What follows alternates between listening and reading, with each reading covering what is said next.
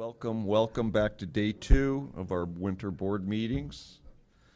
I hope you all had a chance to enjoy last evening in our new Merkaz. And to celebrate with us as a community, special way to close out an important first day and a reminder of why the work we do together matters. Today is about bringing clarity and alignment to everything we've been building. Yesterday we really explored the big picture, our strategy, our operating framework, our investment story, and what this next chapter of JCC Association can look like. Today we're going to turn that vision into action. We're going to listen, we're going to discuss, and we're going to make those decisions. We're going to vote. That's the work of a board. So I'm going to walk you through a little bit of the flow for today and what we're going to hopefully work through. We're going to begin with the open forum conversation and discussion. So Barak and I will be up here at the front to speak of all those things that we talked about yesterday, to hear your feelings and your thoughts as well, what you got takeaways from yesterday. Then at 10:45 or whenever that time arises when we begin, we'll move into that vote, and we have 3 issues that we want to talk about with you today. Obviously, you were already aware of the framework, the endowment, and the budget. Those are the 3 items that are on the agenda for that vote. Individual votes, by the way. We're then going to share what we call a Sharpie moment with you. We're going to be signing together what is an affirmation of this next chapter, this Hazon, the vision for 2030. As the Board of Directors of JCC Association of North America, we're going to uphold our shared responsibility to strengthen Jewish life for this moment and for generations to come. We're then going to hear the Governance Task Force report, which will be led by Lisi Gottdinker, our incoming board chair, and Suzanne Albin-Tucker, the committee's co-chairs. This work will reflect the months of the thoughtful effort to ensure our governance structure rises to meet the ambitions of this next chapter, and we will take a formal vote on their recommendations. So that's vote number 4 today. At noon, we'll break for lunch, and then we'll reconvene for the Philanthropic Committee report and next steps, which will be led by Ed Schreiber and me, where we will then connect our strategic vision to the philanthropic leadership that will make it possible. And then after that, we'll follow up with turning to Israel and our upcoming JCC Movement Leadership Experience, led by Kara Bierman, who's chair of the Israel Engagement Committee, and we'll explore how our connection to Israel and global Jewish peoplehood will continue to shape this movement moving forward.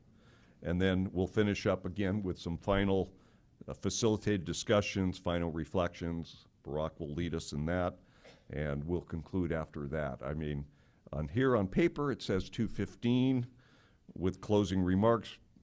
Adjourning at 2:30, we could beat that. So you may have more time here in New York to enjoy, so we shall see. But accomplished a lot yesterday. Looking forward to a great session with all of you today. And with that, I'm going to call Barak here. We're going to stay comfortable, and you're going to bombard us with questions, thoughts, ideas, things of that sort. So, hi, Barak. How are you? Good to see you. Good to see you. Look, I think it's really important that before we just call a vote on 3 things that will really affect this organization in many ways, that a lot of you, including myself, might have been a little more brain tired yesterday and ready to go at 4 o'clock, and then we met up last night. But I think it's important that we're about to talk about a new strategic way to govern this organization, operate this organization, deliver service to the fields, shape the future of Jewish community. In the spirit of ESPN, I've called it like 4 for 40. Like this plan is for the next 4 years could affect the next 40 years of Jewish life in North America. So this is not just a reboot. It's a complete, could really have incredible impact in the relationships we have with funders, the way we show up in the world, how people see us. And I've said to people that JCCA is a diamond, and sometimes the diamond needs a polish, but I actually felt like this diamond needed a whole new setting. And we needed to take the diamond out of the ring, and build a new framework to hold the diamond. And I only got that analogy because Annette in Baltimore, they said, it's a diamond, just give it a little polish. But I feel that JCCA actually needs a new setting.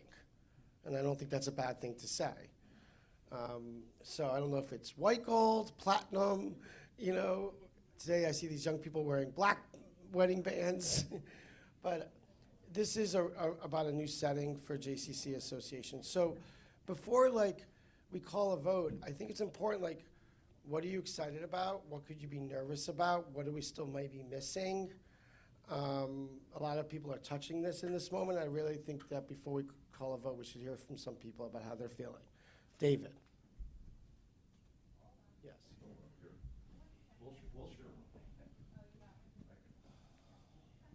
Yes, David B. Gelfer. First of all, I just wanted to say last night was fantastic. The space is exceptional. Everyone who had a part in designing that, and I think I told you, it felt like Beshirt. The fact that this space is becoming available at a time of this transition couldn't be better. So this is fantastic. So congratulations, but I want just quickie question, not very deep, but it's the next meeting. I know it's going to be tough. Is there any chance that we could have our board meeting in that space? I know it's not designed really for that. I know you're having a conference center, but is there any chance for that? So a lot of you have come up to me. Just allow Annette, Joanne, and I especially to look at space, flow, tables, egress, in and out. It's not, for every reason we want to be in there, we need to really take a good look at how that could set up and work and flow and do. It's our hope and intention, but we have to take a look at what setups could look like. Yep. And as well, hello? You hear Yep. me? Okay. And I'll just add to that, part of the long-term plan and our understanding with the building is that at some point, the landlord will create conference room space that's large enough, obviously, where it's not even a concern. Where that's going to be, when that's going to be, we don't have an idea. It's supposed to be the 15th floor. Yeah, 15th floor. I thought maybe they're going into the 4th floor because there's a lot of open space in there. You never got home.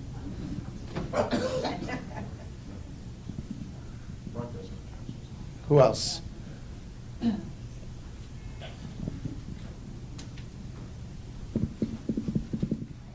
Michael, and then Andrew.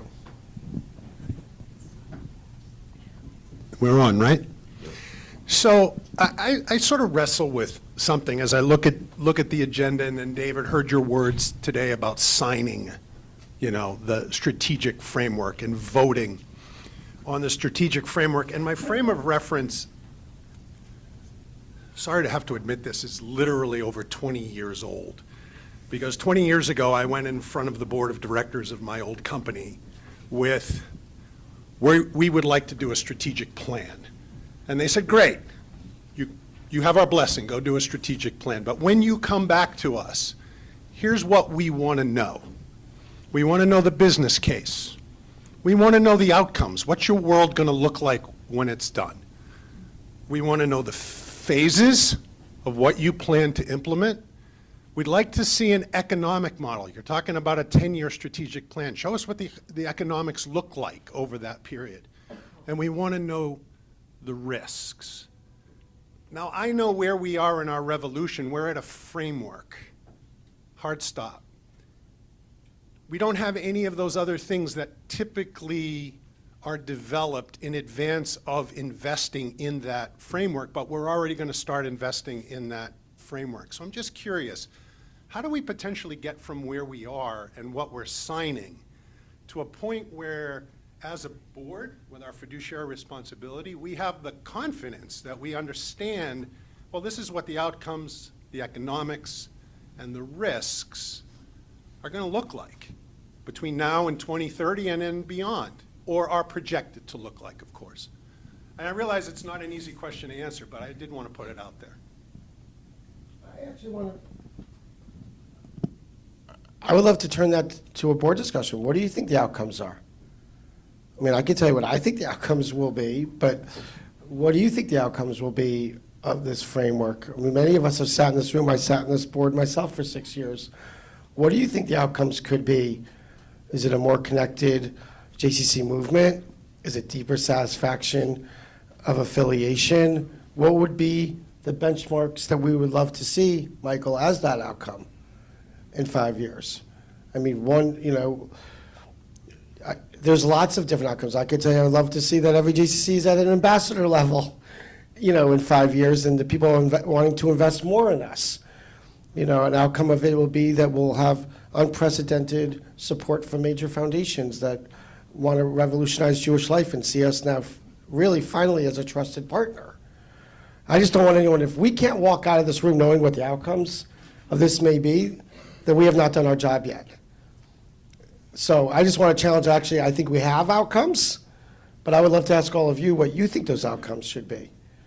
And if that wasn't clear yesterday from Brian Hayden, then I got to make sure that that's clearer. But what do we think the outcomes are going to be? I'm throwing it right back to you, Michael, or somebody else. So you've got qualitative outcomes, and those are easier. Hold on. That's fine. Oh. Michael. So you have qualitative outcomes, and those are easier to describe. We also have quantitative outcomes. You talked about ambassador level. You can talk about attendance to J Summit. You can talk about number of services on average that each JCC takes advantage of, that the JCC offers.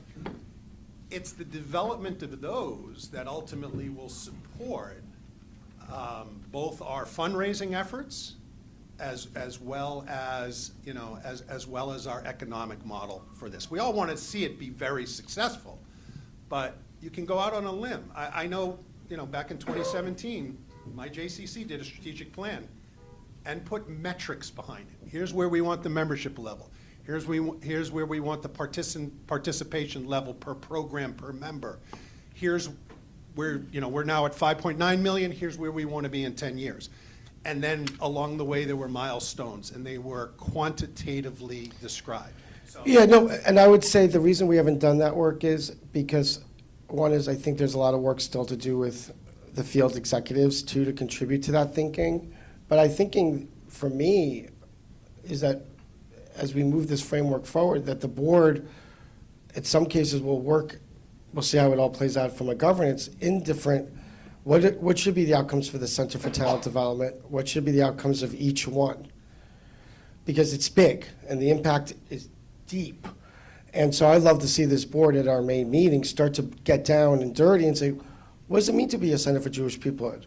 Well, if it's true that 70% of people under the age of 30 do not feel positive in the same way about Israel, for example, we want to impact that number, right? That's why we're going to double down on getting young people back to Israel, right? Like, we can look, there's data all over the Jewish world right now. I think we have to choose the data points that we feel we can penetrate, right? So that's, to me, the work that we'll be doing at our May meeting, is really spelling out those.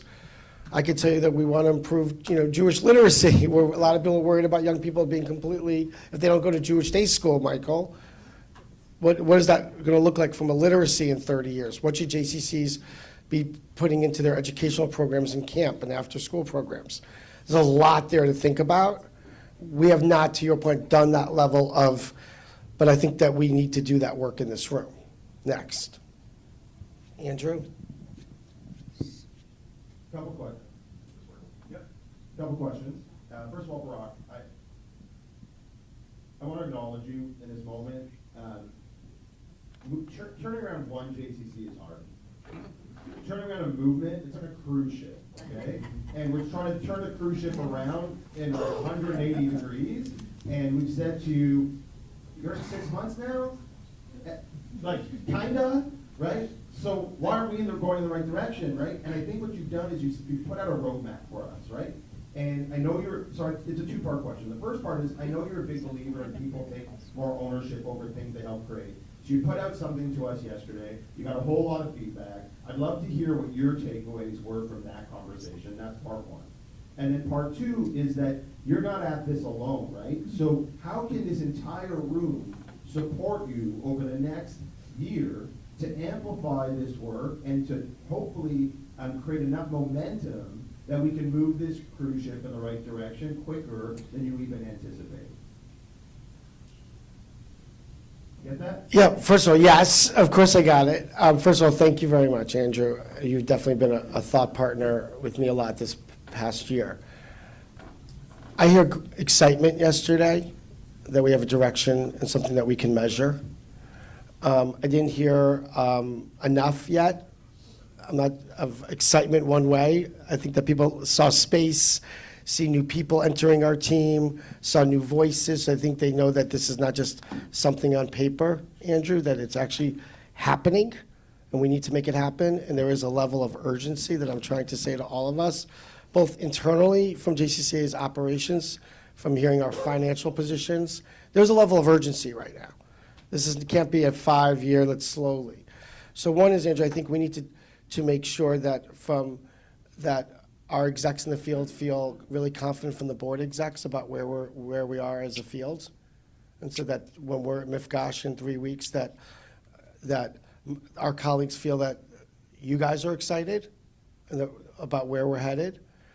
Bill knows we got 25 camps directors that sometimes are still suspect. Are we serious about supporting them? So they need to know that that's serious. I'm looking at my friend Leonard, that the New York system believes this moment is real. In New York, I need all of you to be out there talking, and that's what we're going to do at the end of the day today is what are the 5 or 6 key points that you should leave this meeting? And if someone says, what'd you just do for the last 3 days? That we're all not talking in 50 different narratives, that we have some sound bites of where we're at. So what I would say, Andrew, right now is everybody needs to dig in. We need to recalibrate our committees to be really purposeful and meaningful work. There's a lot of work to make that plan happen. Open up doors to foundations. Make sure that we are talking in one voice, that we are really excited and proud of and unified about this moment. I don't think we have been a unified group in a very long time, and we know the field has not been unified. So I don't know if I'm answering it to the level of detail, Andrew, but is we need everybody to dig in right now. People wanted a strategy. We've given one. I don't want this to be Barak's strategy. If you leave this meeting and keep on saying Barak's plan, then I failed. This is your plan. You hire me, you ask me to give you my best thinking. I've listened to the field. I've listened to funders. I've listened to many of you. Does this represent what we think your local board would get excited about, hearing about more talent programs? Some people are interested in us growing Maccabi. Some are like, I'm fine with my delegation. It's okay. I've heard people want more. I've heard from board chairs saying, you must bring back executive development. Like, we need a pipeline of knowing that any JC that went through a transition told us it should have been, we should have been way better supporting those 15 CEO searches. So we just need to make sure, does this plan represent what the field needs us to be thinking? And we have professionals from JCCA in the room. I'd love for them to say that. Is this hearing what the field wants? Are we hearing our board? Are we hearing our funders? Do you think that this is directionally correct? That's the most important thing to me right now, is that this room feels that this is a plan that they can get excited, and what might be missing. Because if this is just, someone said to me, isn't it just like repackaging? I'm like, repackaging? That's not very inspiring if people think we just put things into some new buckets. And so, Andrew, that's really what I'm trying to make sure is this going to be, is it deep enough and exciting enough that we can continue to take this plan and move it forward, so it's not just a concept on a piece of paper? So what I want to leave you to think about is that the communication and marketing of the plan and how this rolls out is going to be critical.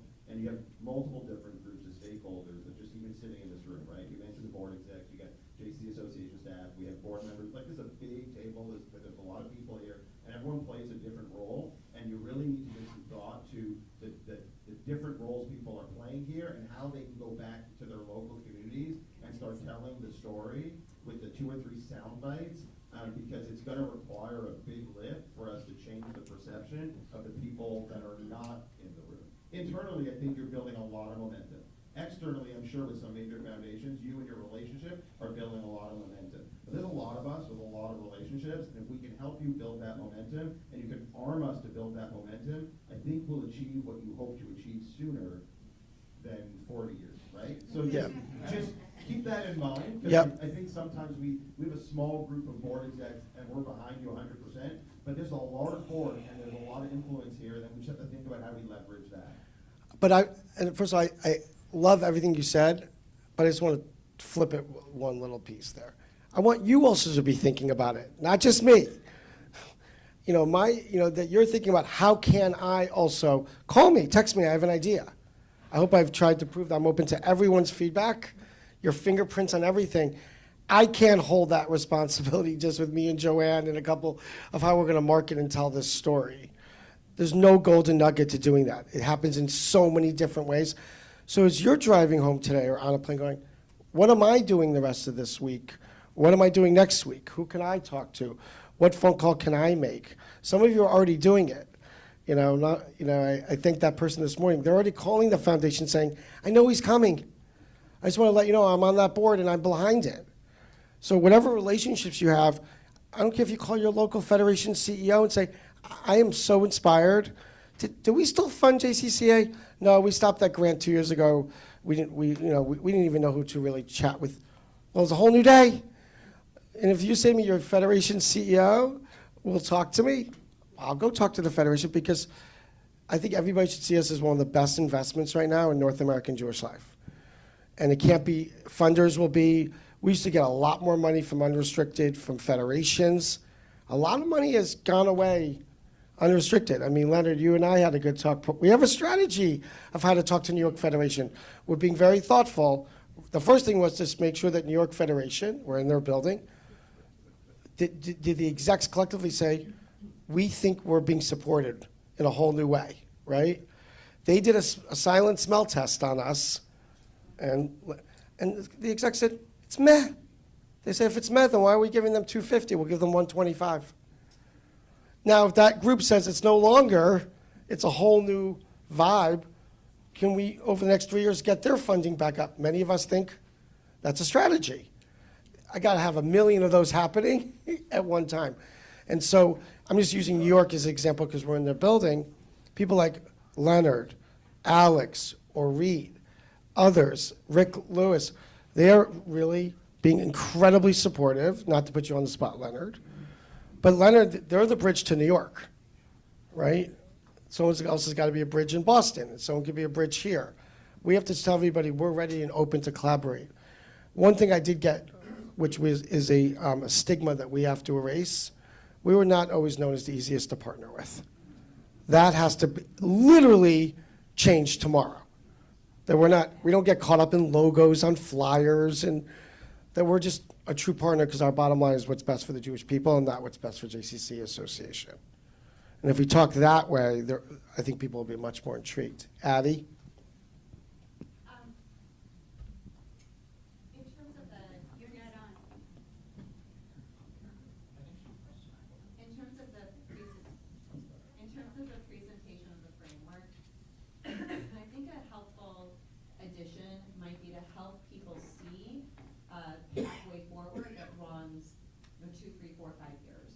So for example, great, we have those paced with the data. We went back to those a few times yesterday.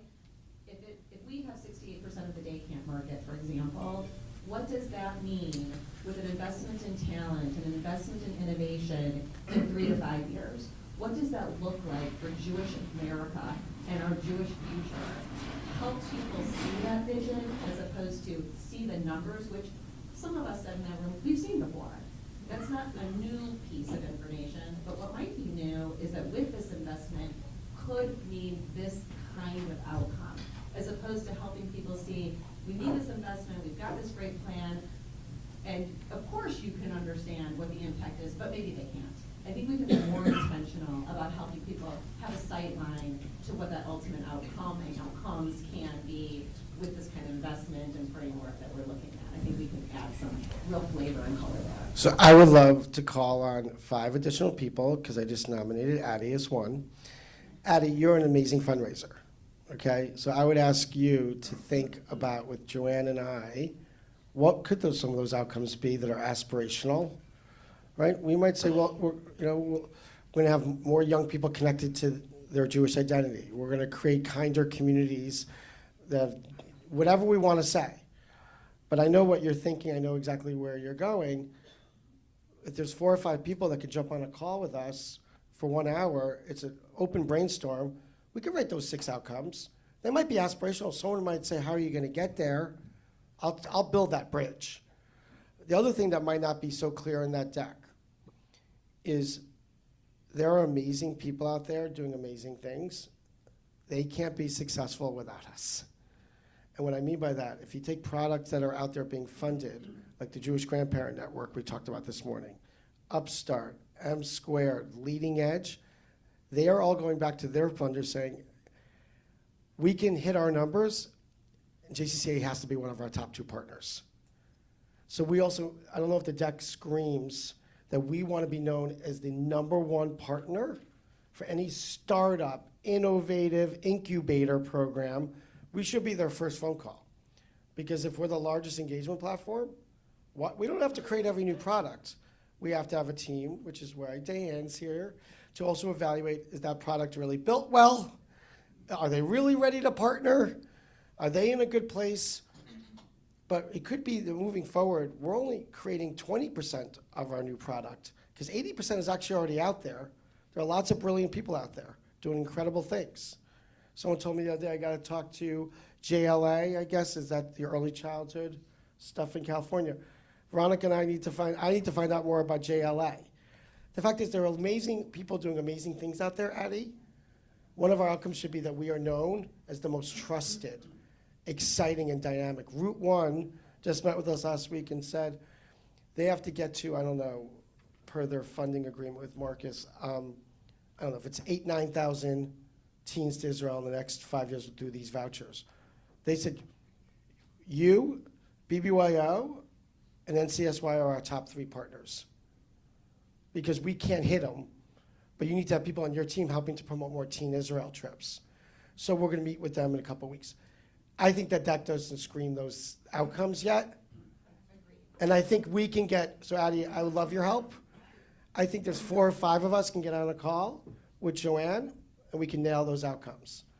But they should be aspirational. Bill, I need your help. What is 1 or 2 outcomes that by creating JCC Camps of North America as a brand, more than a brand, a real thing. We met with FJC, Foundation of Jewish Camping. They're going on a $500 million. They want to go back to being more of a foundation to give money to camps. And I went to tell them what we're thinking. They said, your timing couldn't be better. Because if you have a champion at a senior level that's on speed dial to the Foundation of Jewish Camping, that when that money gets raised, you need a champion on that team who's going to make sure the pod gets divvied up for JCC camps. That deck is not screaming that yet. And I think that we have to put some of these aspirational outcomes, to Michael's point. And Michael, we can bring those outcomes down many levels at the board meeting, but I do think that the deck is now missing 6 dynamic. As a result, this is what we're going to do. All right, so we got 2 people, Joanne, Bill, and Addie.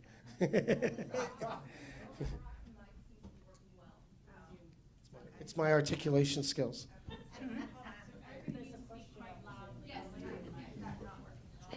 I don't know. Is it working? Okay. All right. Barak, I think we have a little bit of a linguistics issue that should get built into what we're doing. We are the board of JCC Association. There's also a movement out there. We can be incredibly successful at building up your infrastructure, our infrastructure, and having an association that functions better, is better coordinated.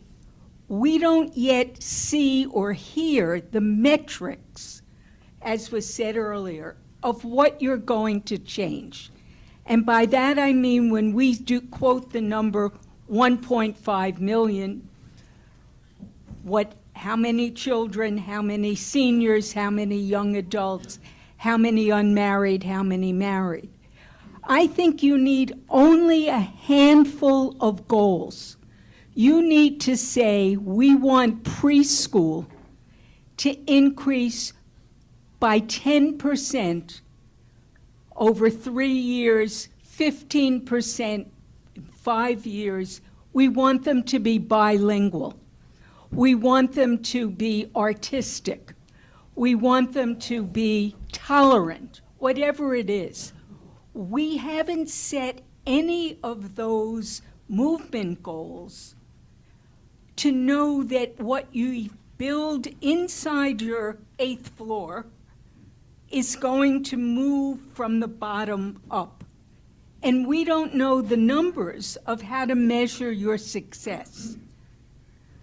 You can say, I did 12 new searches. That's the easiest part. But how many unaffiliated have now come in? We don't know what we have now. How many families stay with the movement after preschool? How do we keep them? And I'm feeling a disconnect between the organizational success and the movement success, because I know they're tied, but I have no idea at all how to know if it's working. I think my first goal coming in here was to zoom out and see what inherently was the state of this organization. What you're talking about is that should not just come from me. What the needle is, what are we going to be moving on the North American Jewish life?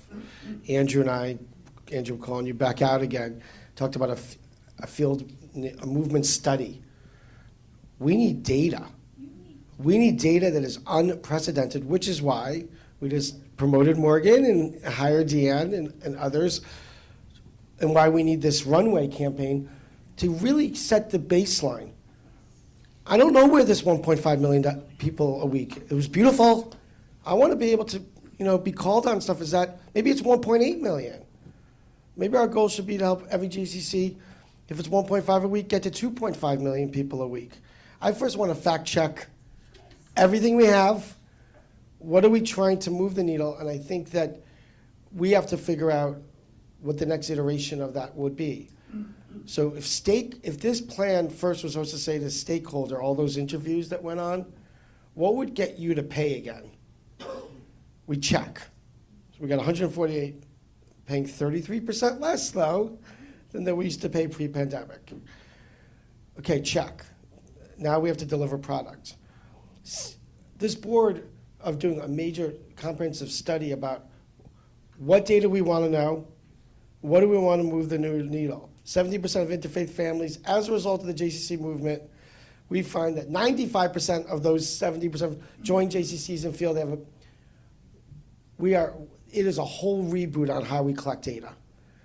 And we have to look at benchmarking through that, Deanne, and see what we're collecting, see what our Jewish impact data is telling us. And we, at our main meeting, I'd love to do that work and say, based on what we know today, what should we be hitting? It's not in there yet because we haven't had a chance to do the work. I could make it up.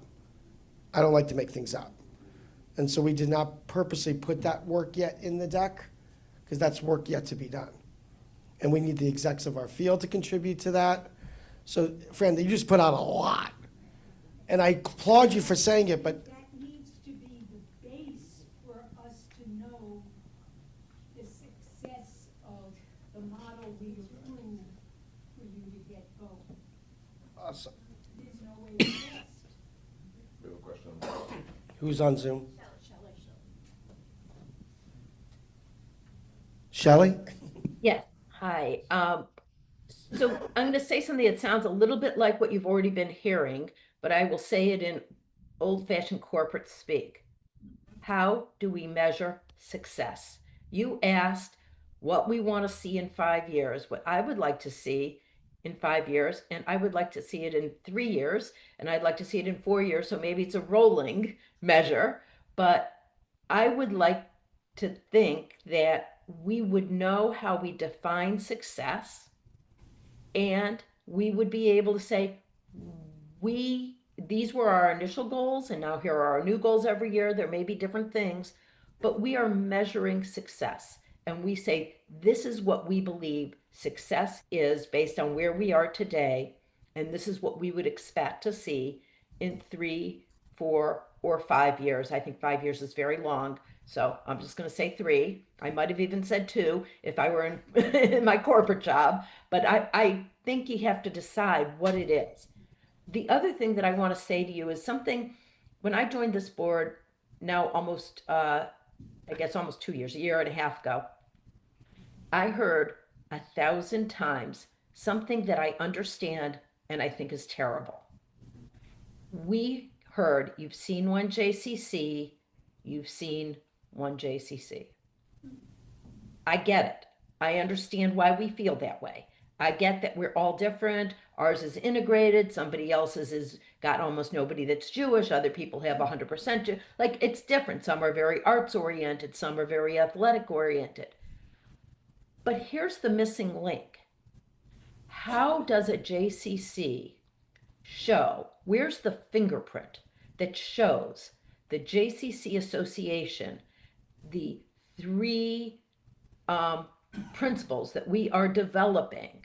How is it going to show on the ground, locally, actually, in every JCC?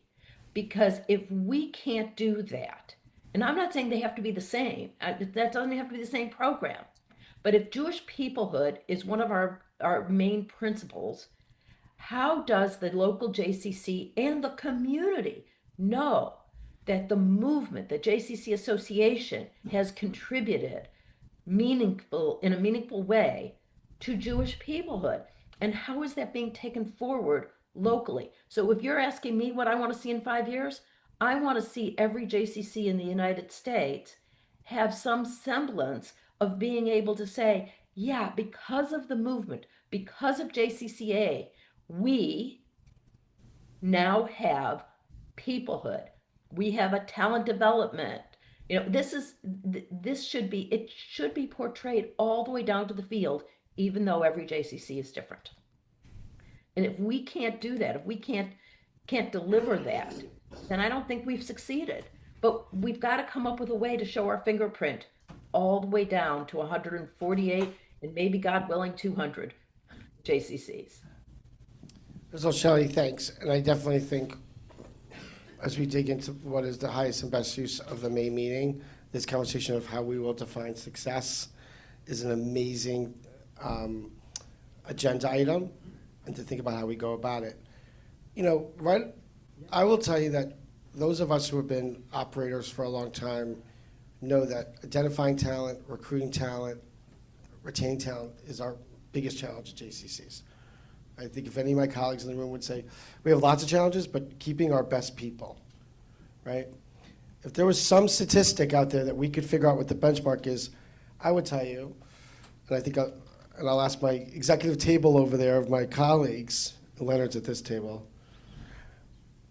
if as a result of the JCC Association Center for Talent Development, pipeline programs and fellowships, that the average execs has stayed in their job 4 years, now stays 9 years, giving more stability to their community, or a statistic was able to say, as a result of JCCA professional development, Leonard says, put Leonard on the spot, I had about an 80% retention rate, but that new training Merkaz and having people coming in out of New York offices and people being there, I think we're retaining more people on our team. They feel connected. They're getting more excited about their work. That's why we need more fellowships.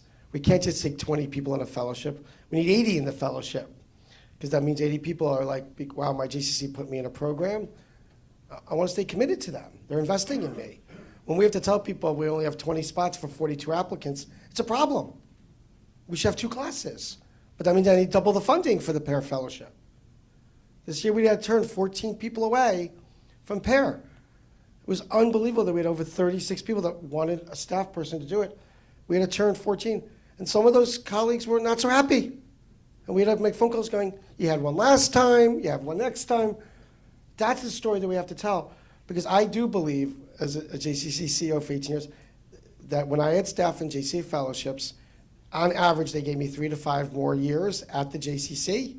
After being a Merentine Fellow, they had a deeper commitment to the organization and their potential JCC career, right?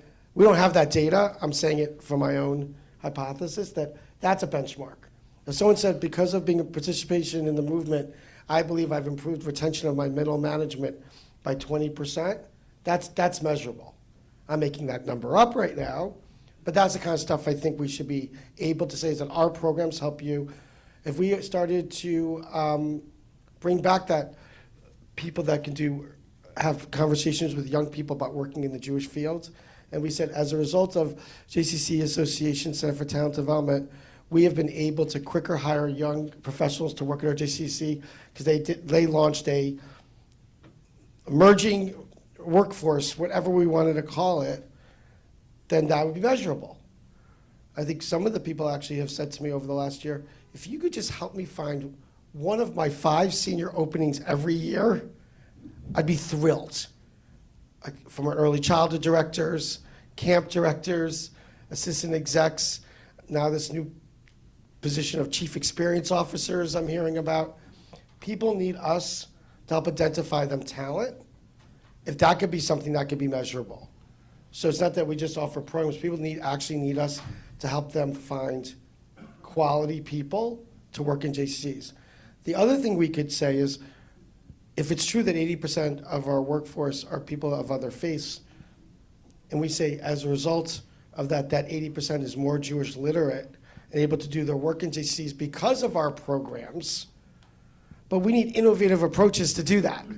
There's technology, there's apps, so there's a lot there to think about in terms of what measures success. And the reason why this organization has had such a tough time, I think at certain points, is that we're so big. One funder said to me, we don't even know how you get your head around, your board gets your head around all of what JCC is trying to do. Jews in the military, Israel engagement, Maccabi games, each of these could be an agency. I think that the one big compliment I've gotten so far is that the 3 centers, it helps them to better understand the work succinctly than talking about it in terms of 36 different products. But this is by no means a final plan. It is a framework, because the things that we're talking about, studies, research, we can't do that with the current infrastructure or budget, be able to start to elevate our work. We don't even have a CRM system. Those of you who have upgraded to Salesforce and other things you're doing, if I ask the team today for a report on Addie's JCCs in Chicago and what they have gotten involved in the JCC movement in the past year, it would probably take 3 days. I would have to get Maccabi rosters, call Veronica, Morgan then would whip it together. Mark would be like, let me get the Procon roster. I mean, we're functioning pretty antiquated, and part of the goal of this runway is to get us, it's an internal word, people have made fun of me. I always say all the time, everything needs to be zhuzhed up. By the way, I figured out how to spell it. Z-H-U-Z-H, zhuzh. Everything needs to be zhuzhed up right now. Last night's office was a statement of our big zhuzhing up, but now we got to fill it with the program services and people. Phyllis, then Don, then Jake. I did see Don out of the corner of my eye.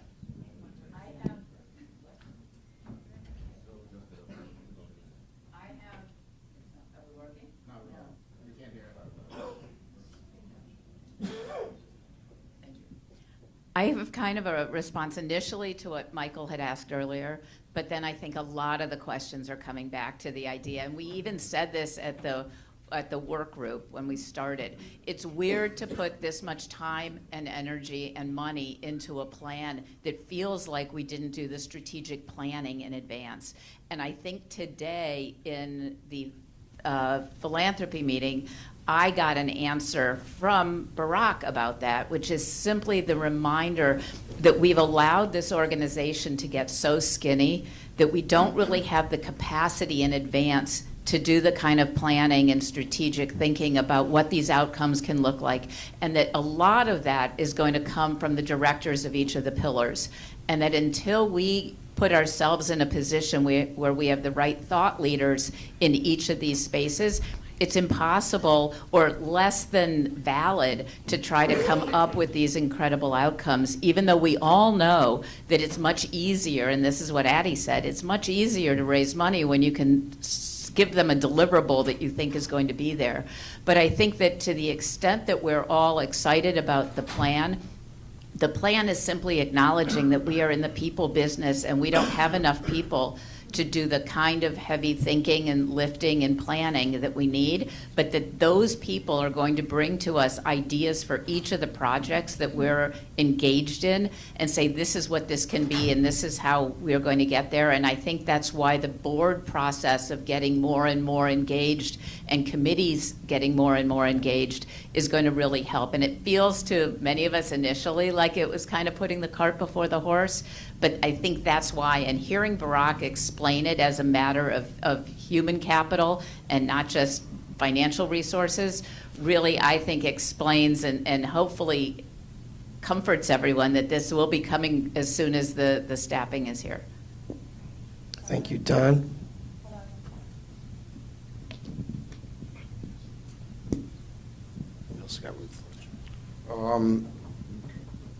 Michael's question and Bruce's and Fran's strikes me that the slide we looked at that we discussed so much with all the numbers on it in the 2 columns,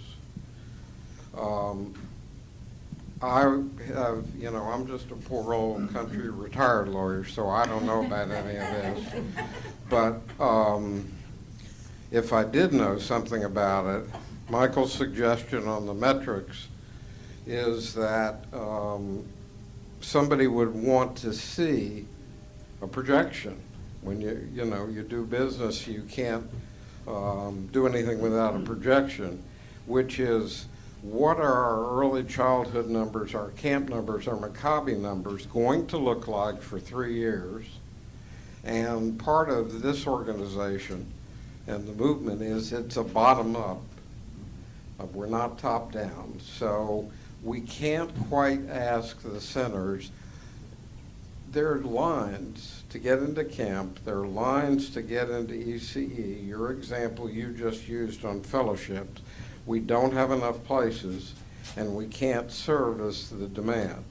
So if we could put some metrics on the demand, and you can't ask the question of the field if you're not going to pay attention to the answer, and we're not quite ready yet.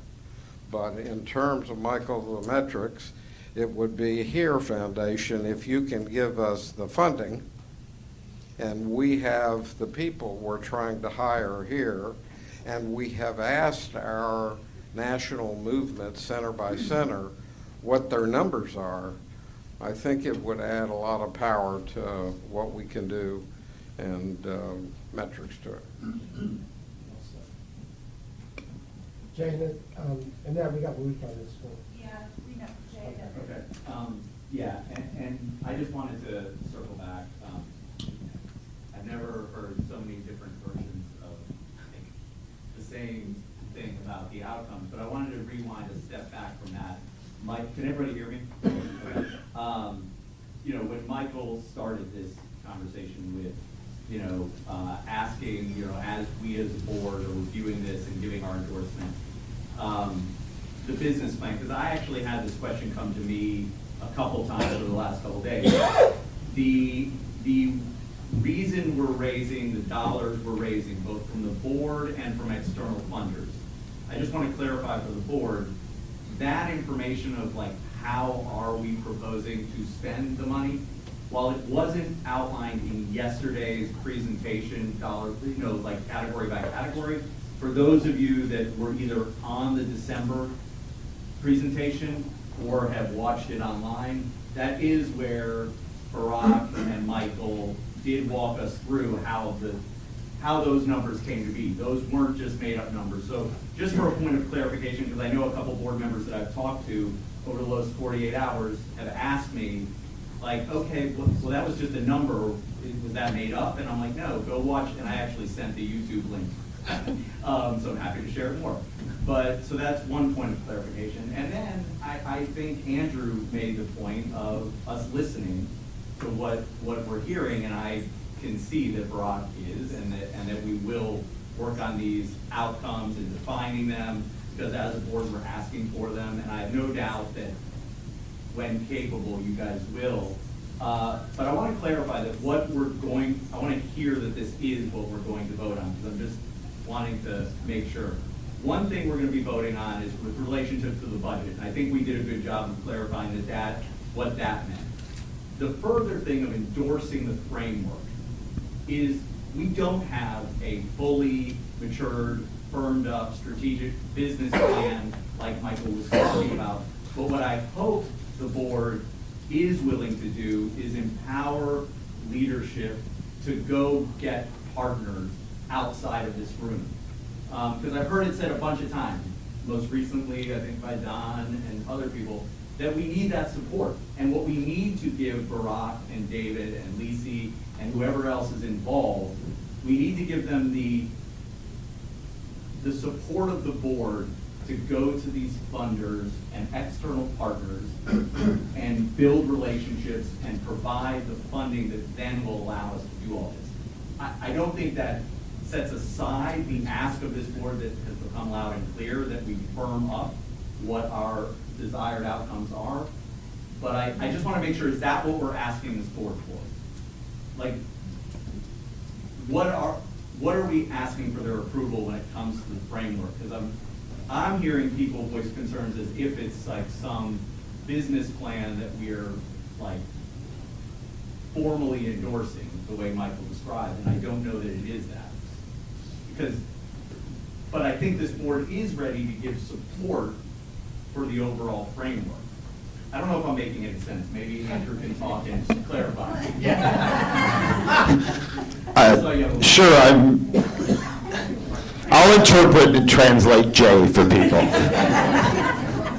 I have no idea what he just said. If you're giving me a microphone to ask my question, let me ask my question. Answer Jay's question, and then I'll. Yeah.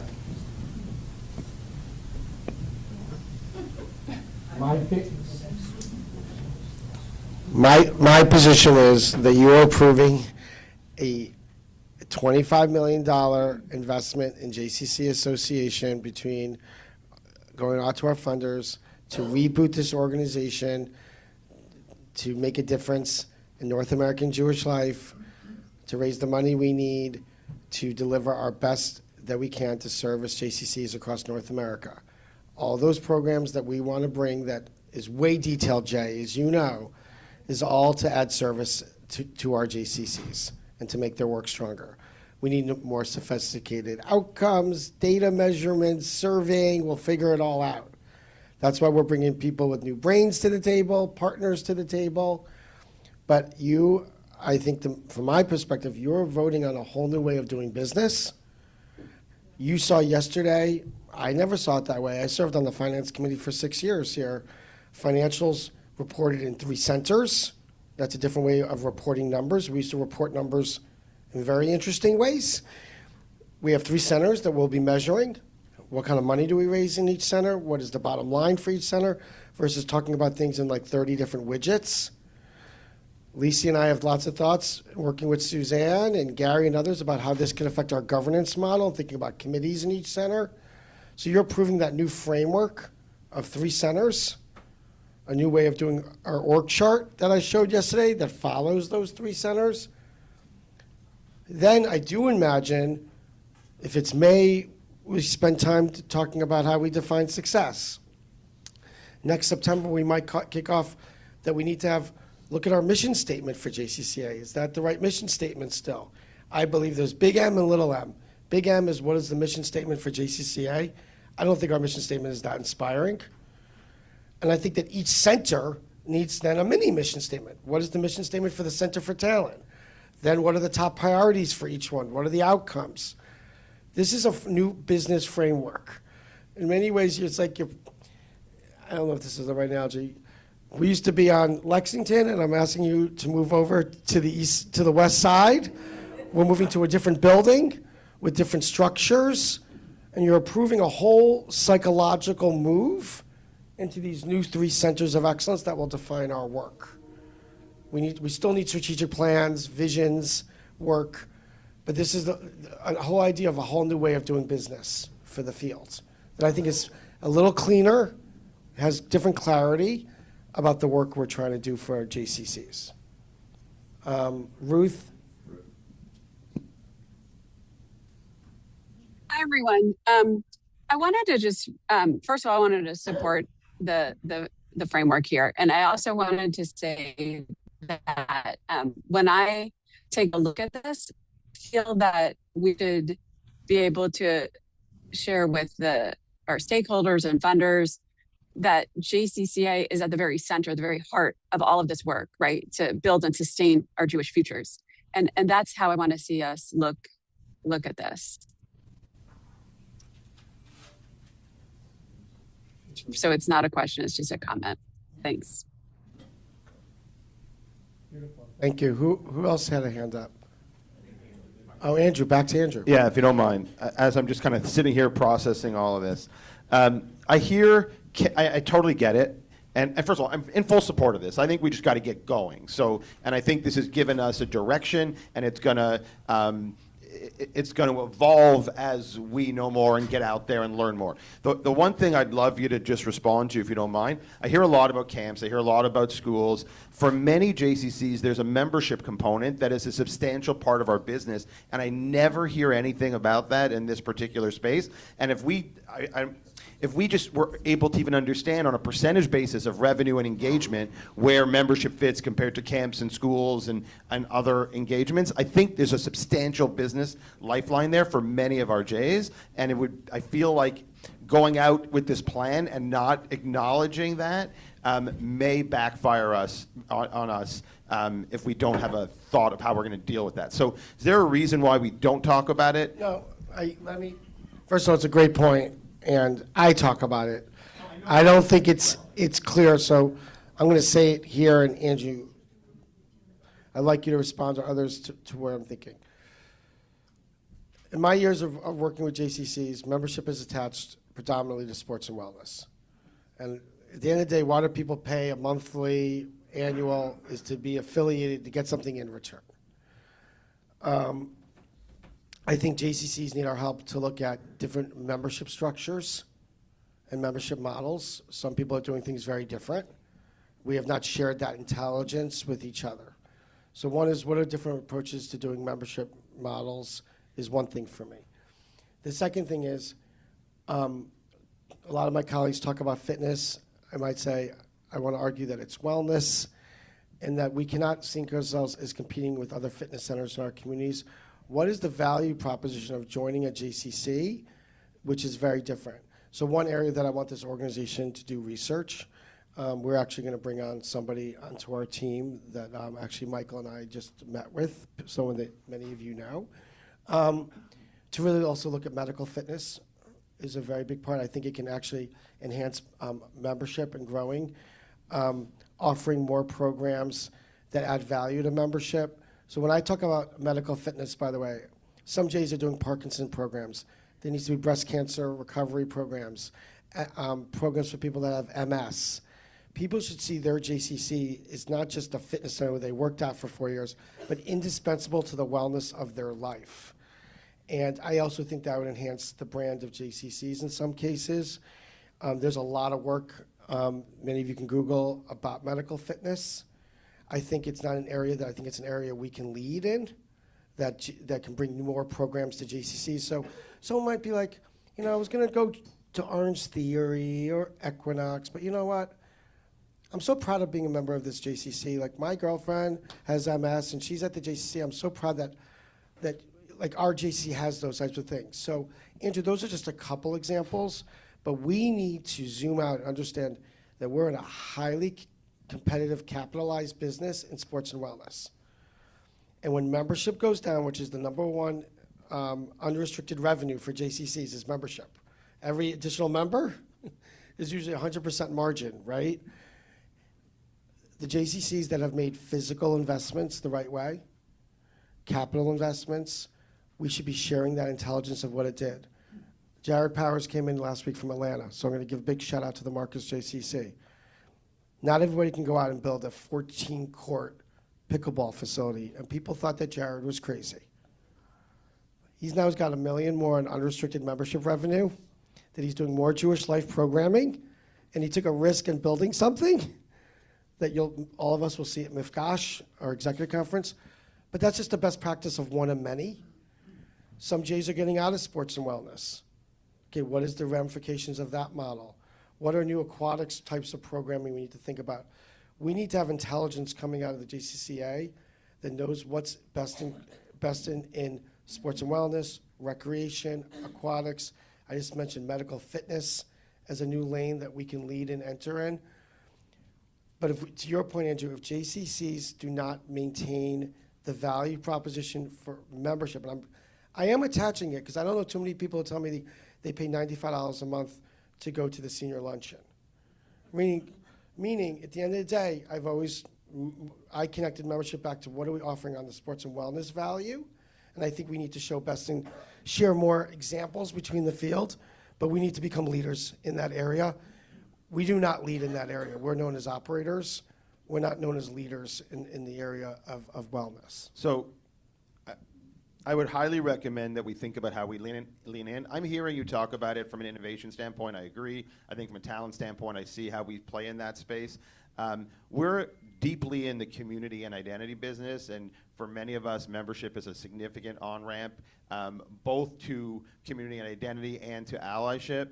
And I'd love you to think about how we anchor membership in the Jewish peoplehood space, because I think that is where we can transform the way that we tell our story. I hear you on the innovation side. I think it's great. Lots of revenue to be made there. I know it's going to exist on the talent side.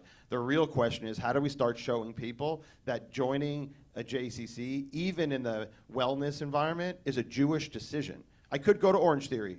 I choose not to. Why don't I choose to go to Orange Theory? And you start to unpack that with your members, and you start to hear all the values that are who we are. And I think if we want to change our brand and perception out there, I speak locally in our community.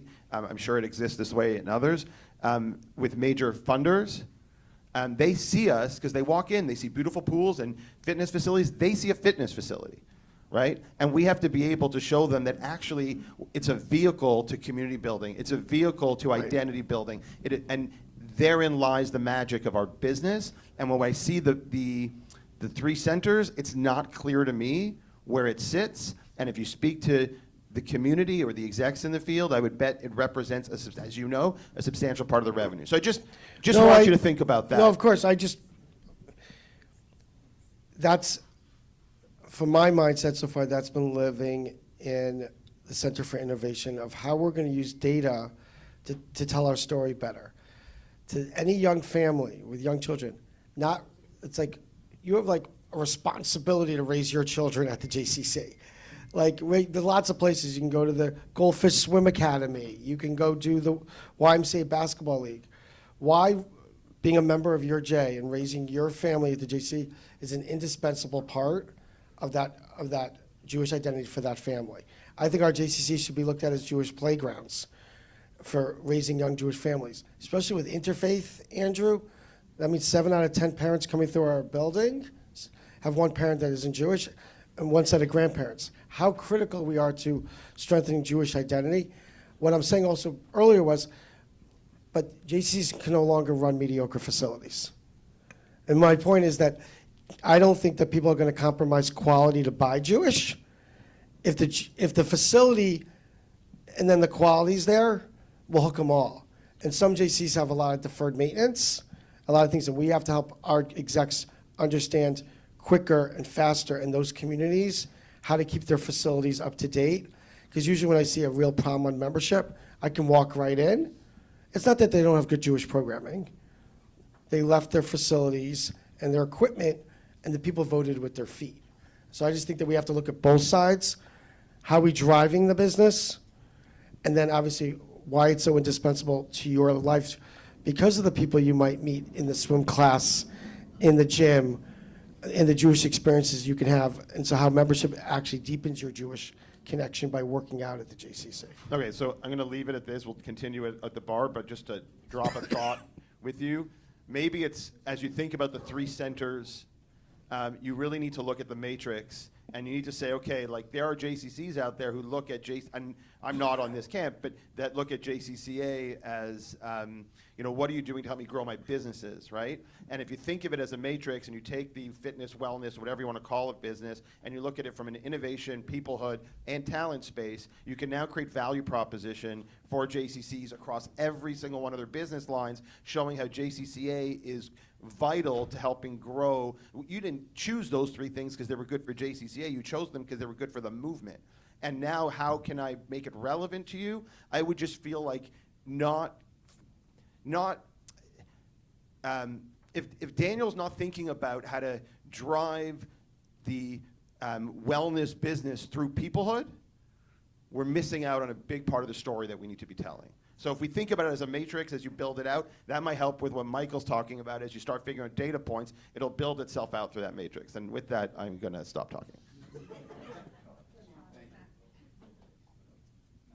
So, first of all, I've got a lot of thoughts in my head as we've been running through this. I want to start by saying thank you.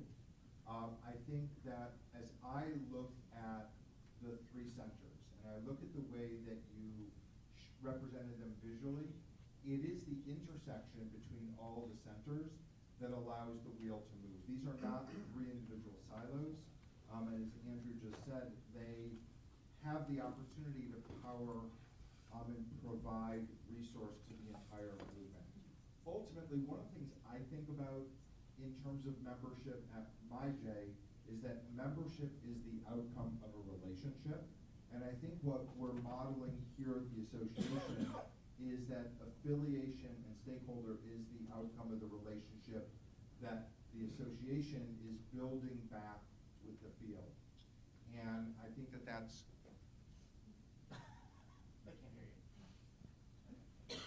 never happened in my entire life. I think that the idea of the relationship that is happening here is critical.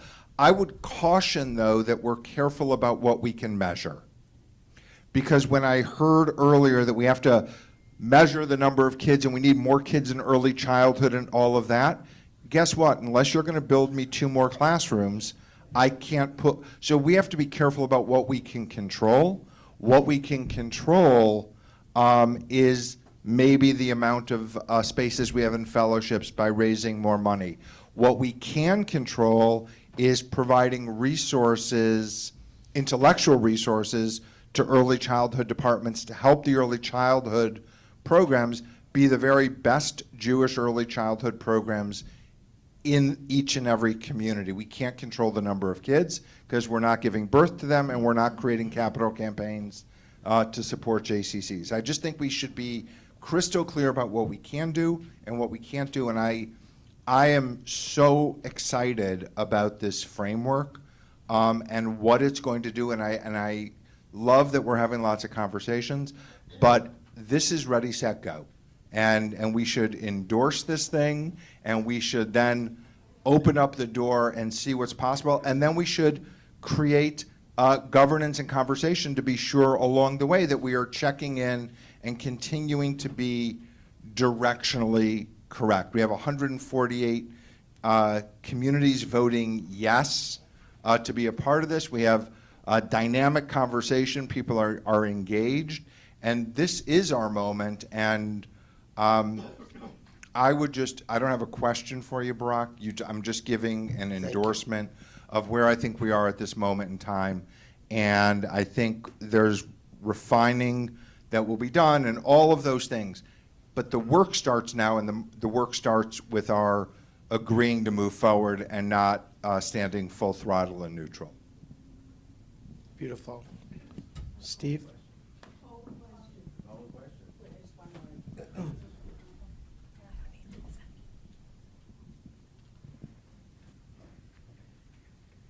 When I think about the framework, I think of the word framework. It's a framework. It was on. It is on, but close. I have to be closer. this helping? Yes. Put it, it needs to be a little bit at an angle. How is this? Oh, okay. Closer to you. Closer to Bring your it to mouth. you. Give it a kiss. Listen, I didn't even pass Mike 101, so.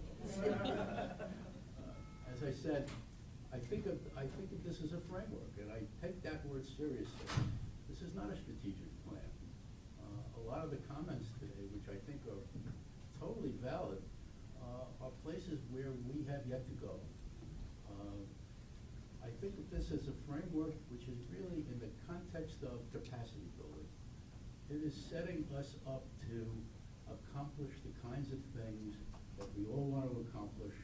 We've heard some of the details in terms of specifics today, in terms of program that makes some sense. But let's not think about this as something which is the be-all and end-all.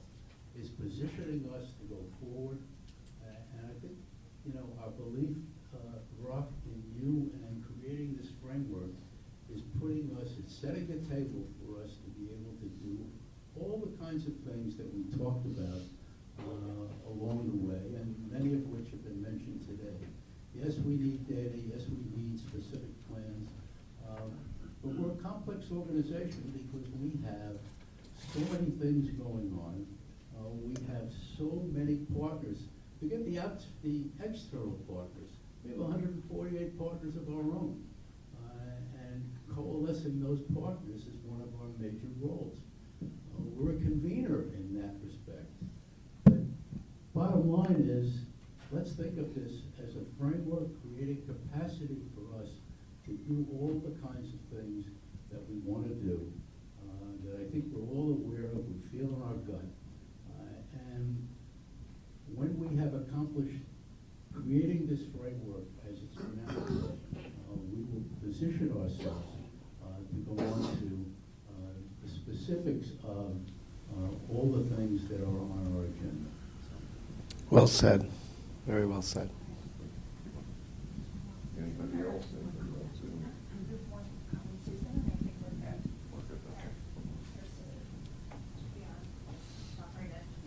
Okay.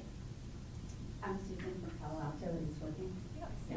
Okay. The only thing I was going to add, and I came in a little late, so hopefully no one's already said something along these lines, is that the latest research coming out about anti-Semitism, like really deep, strong research, says that the two ways that we change people's minds and attitudes about the Jewish community in Israel are two of the four most important ways are by uplifting Jewish life and culture and by supporting the non-Jewish community in a selfless way. And those two things are really best done continentally through JCCs. So my suggestion and question, but I guess suggestion is that as you frame the work, if we're framing it through that lens, I think it's even more compelling for the J's, for the funders, to see that this is, although we're in the business of the joys and not the oys, as they say, and there's lots of people working in the oi category around anti-Semitism, the joy has such a profound impact on people's perceptions, and we're the people to own that. So I would encourage us to lean into the fact that we're part of this broader solution. So Susan, the one piece that you missed before was that we want to put into the deck 5, 6, whatever it be, inspiring outcomes as a result of it. And so Addie volunteered, Bill volunteered, and you just volunteered to get on a design thinking call, literally 45 minutes. I really don't think it'll take long. Of one of those 6, what you just said is absolutely beautiful. What are those 5 or 6 things that, as a result of you investing, we're going to make a more joyful Jewish communities across North America? We're going to celebrate our work with people of other faiths. They need, whatever those 5 need to be, and I will champion them, but what you just said is exactly correct. So thank you for jumping on a call. And if other of you want to be in that, that's the kind of stuff that needs, I think, that the either up front or the back of the deck was missing, Susan, is as a result, here's what we do. Then we'll figure out how to measure it all. I just don't want to start putting in fake statistics. That we're going to move the needle by, and grow early childhood by 14%. Says what? Todd just said it. I know the challenges. if we could say we can better help educate and support also the number of people of other faiths teaching in our early childhood centers. And Veronica, you know, we're talking a lot about early childhood here. I don't know if I'm going to put you on the spot, but we yesterday got a view from the fields. Can I just ask you for a moment, with everything you're dealing with and seeing, what do you believe and feel that the movement from your area of expertise, which is early childhood, what's your thoughts right now about what the early childhood community or young families might want from JCC Association right now? So we, the Sheva Center conducted a field-wide census, early childhood census it's going to be in the spring. It's going to be 2 years, and one of the top 3 priorities is educating non-Jewish educators who have in their hands the development and the developing and nurturing the Jewish identity of these families. And what I love about early childhood, I love everything about early childhood, but we have a captive audience. It's not that they can go, they can work out at Orange Theory or they can work out at the JCC. I mean, of course, they can go to the school across the street, right? One of the movement CEOs told me, you can never be good enough because you always need to be prepared to the best preschool building in the next block. And once they cross our doors, we have a captive audience because they come back every single day. So we have like one of our strongest weapons against anti-Semitism, because when we have, I don't want to make up these numbers, Diane and Morgan, but I have it in the census and I don't remember it exactly, but we have, I would say, at least 60 or 70% of the workforce is non-Jewish. And they come to work every day. So we have every single day an opportunity to educate our allies. Educate them and welcome them and embrace them. Did I answer your question, Barak? Where are you?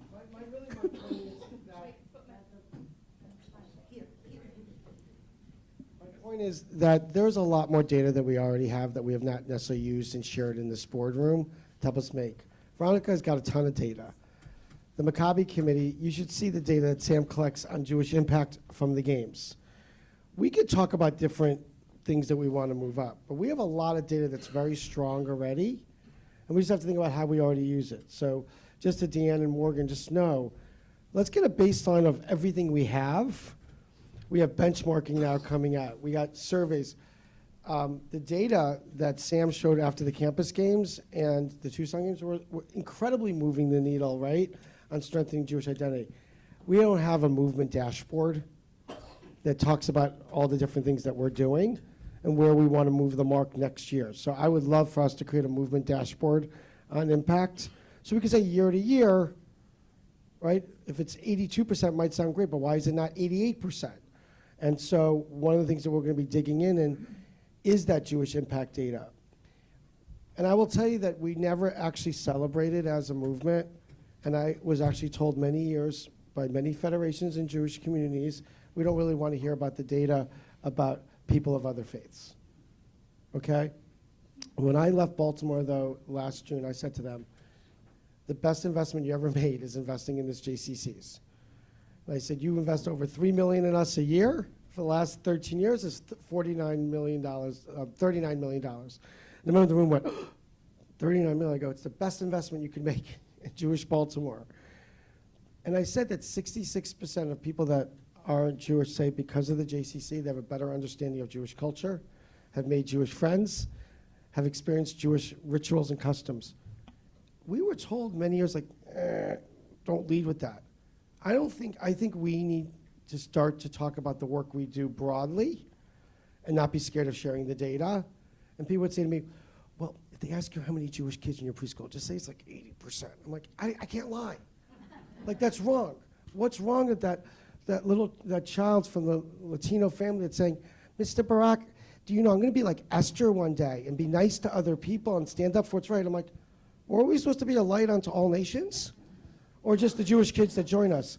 So we have some work to tell that story, and I don't think we should be scared of that telling that story.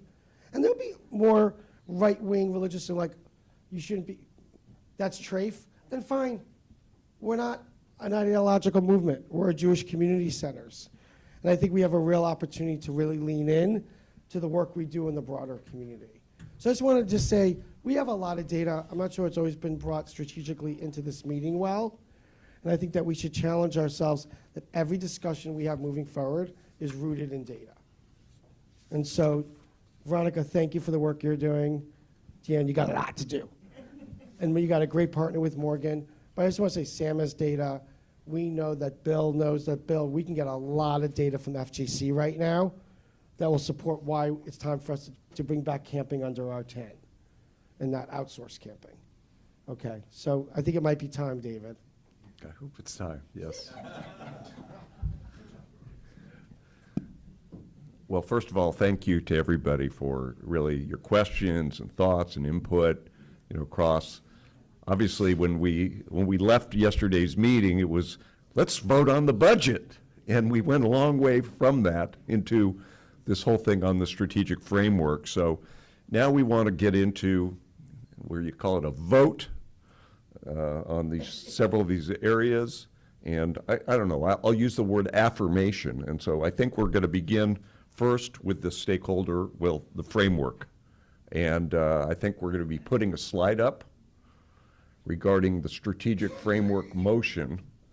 And would anybody like to read that? Lisi? Oh, you need a microphone?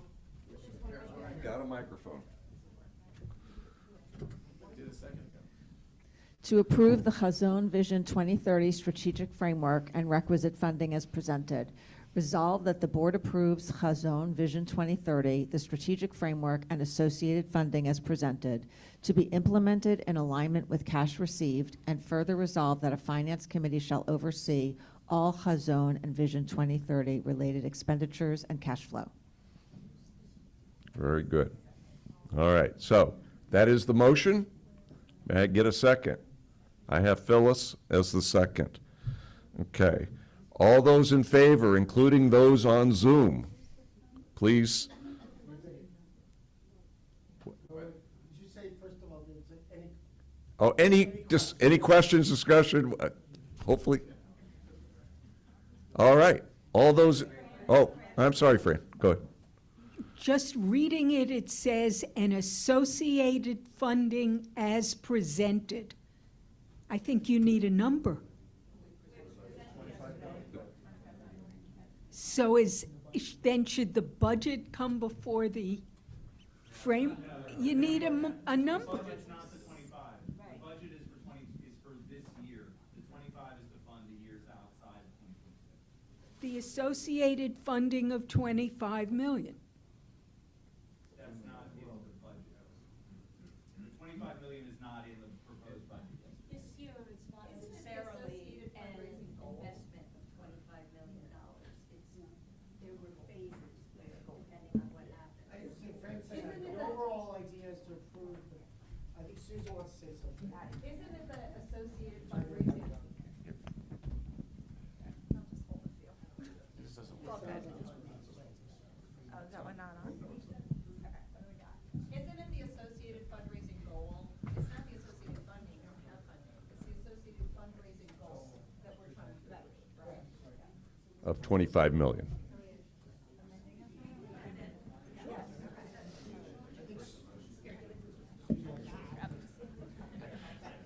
Are we going to amend that live?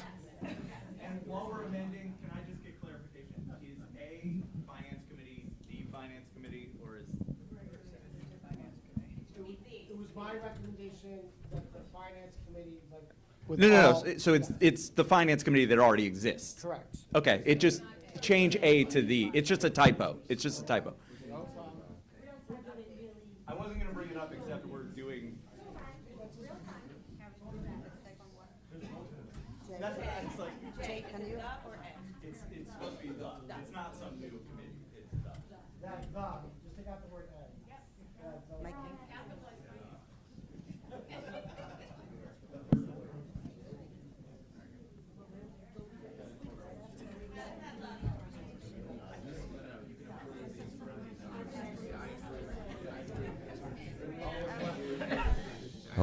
Hello? Okay, I approve the motion as amended, or I accept it.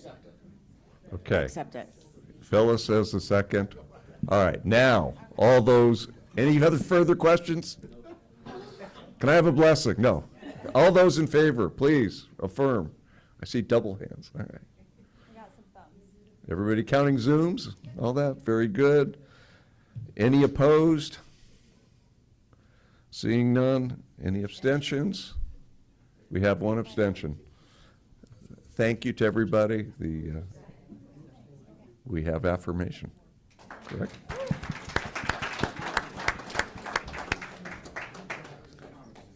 All right.